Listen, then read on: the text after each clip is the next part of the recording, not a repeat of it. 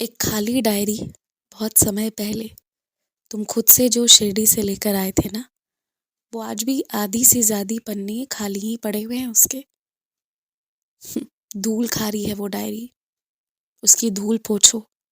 हर साल नए साल पर तुम्हें एक नई डायरी चाहिए होती है ना, जो उस साल के शुरुआत में बड़े हर्ष उल्लास से कुछ कुछ तो उसमें लिखते हो, लेकिन मुश्किल से एक महीना बीतता है और फिर भूल जाते हो।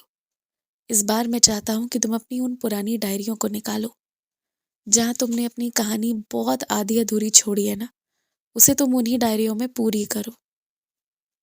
और फिर उसके बाद उसके आगे चलकर खुद एक नई डायरी लेकर आओ। बात ये नहीं है कि मैं तुम्हें नई डायरी नहीं दिला सकता, या शिरडी से कैलेंडर नहीं मिल सकती, या कोई सामान जो तुम चाहते हो वो तुम्हें मिल नहीं सकती। बात यहाँ ये है ना कि सब शुरू होते हुए भी तुम शुरू करने को तैयार नहीं हो। सब समझते हुए भी तुम कुछ समझने को तैयार नहीं हो। वक्त और हालात यूं नहीं बदलेंगे। तुम्हें उसके लिए कुछ ना कुछ तो करना ही होगा। मुझे याद भी करना होगा, लेकिन कर्म भी करना होगा।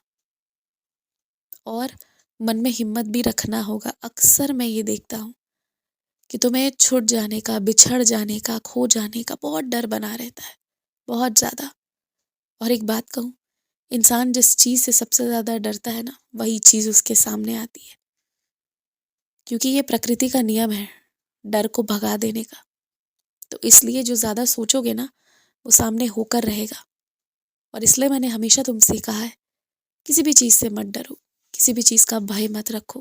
क्योंकि तुम भय पाल रहे हो ना, तो प्रकृति चाहेगी कि तुम्हें वो सच में अनुभव करा दे कि तुम्हारा भय दूर हो जाए। क्योंकि या तो भक्ति हो सकती है या भय हो सकता है, एक साथ दोनों चीजें नहीं हो सकती। तो अगर भक्ति है, विश्वास है, तो भय नहीं, और अगर भय है तो भक्ति नहीं। बस यही बात है। अब तुम्हें स्पष्ट करना है, भक्ति है या भय है तुम्हारे भीतर। खैर, तुम्हारे पास जो प्रसाद रखे हुए हैं ना मंदिर के, बजरंगबली के मंदिर के, हाँ, उस प्रसाद को वितरण करो। तुम खाओगे नहीं तो जो खाते हैं कम से कम उनको खिलाओ।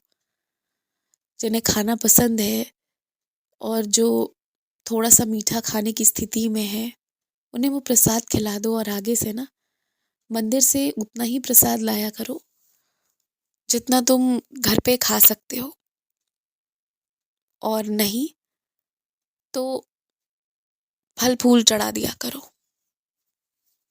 क्योंकि तुम जो प्रसाद लेकर आते हो, तुम्हारे घर में कुछ महीने तक रखे रहते हैं और फिर वो खराब हो जाते हैं, वो फेंके जाते हैं।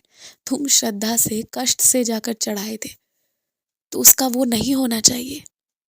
प्रसाद की बहुत इज्जत होनी चाहिए। और समय रहते वो दे दो, खिला दो। जो भूखे हैं, जिनको खाने नहीं मिल रहा, जो रोज मंदिर नहीं जा सकते, उनको दे दो ना। बड़ा आशीर्वाद पाओगे। और ऐसे चीजें रखे रखे खराब हो रही है, इसमें तो नुकसान है, कोई फायदा नहीं है। तो इस चीज का ध्यान रखो। आने वाले समय में सेवा करने को तैयार हो जाओ। आने वाले वर्ष में शुरुआत ही सेवा से करना। सेवा से अगर शुरुआत कर दिया ना तुमने, तो बाकी का काम उनकी दुआओं से ही हो जाएगा।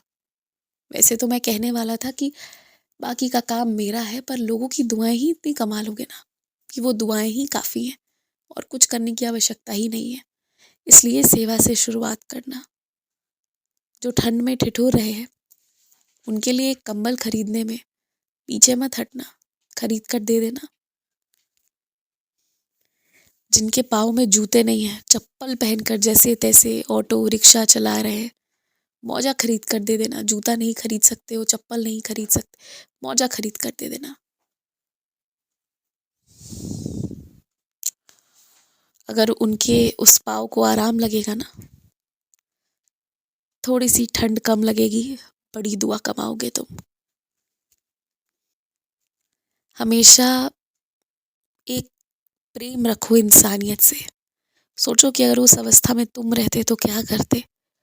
और अपनी जेब के बारे में भी सोचो कि कम से कम में सामने वाले का भी भला हो जाए, और अपना भी जो जेब है ना, उस पर बहुत बोझ ना आए। दोनों चीजें सोचो।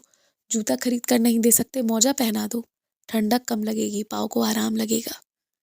तो बस ऐसे ही रास्ते निकालो आगे, परमात्मा सिर्फ कृपा और आशीर्वाद तुम्हें देगा। आयुष्मान भव।